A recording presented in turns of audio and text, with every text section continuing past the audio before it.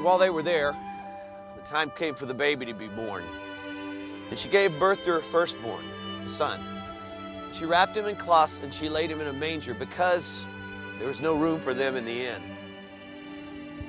God had this messy plan, a plan to save the world. And to do that, he was going to send his son. Where does the God of the universe send his son? Where does the King of Kings and Lord of Lords come? To a barn, a stable, a manger, of all places. Certainly no place fit for a king. But then again, this wasn't any ordinary king. When I say it was messy, I mean messy. It was a barn, a stable, right? So you've got animals and animal stuff, manure, mud, a pitiful place for people, much less a place for the King of Kings to be born. Why would God do that? Well, I can't tell you for sure, because Isaiah explains to us that his thoughts are not our thoughts, and his ways are not our ways. But that same prophet, 400 years before Jesus was born, said, all we like sheep have gone astray, each of us to our own way, and that he has laid our iniquities on him. You see, Jesus came to a messy place. Oh, yeah, a barn, a manger, that's messy. But he came to a messy world. Why?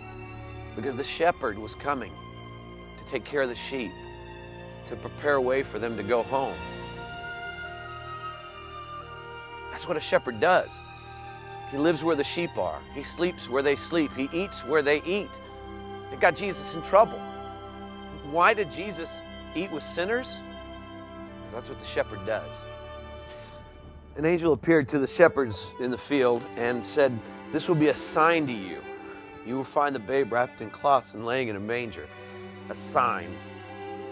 You ever wondered what that sign was? A sign for what? Maybe a sign that Jesus is accessible to everyone. A sign that the God who owns the cattle on 1,000 hills can relate to a homeless person. Because Jesus never had a home, never had a place to rest his head. Maybe it was a sign that God would have nothing to do with the social status of mankind. A sign that he detests the splendor of humans because it's not worthy of him. But it was a sign for us that we should follow suit.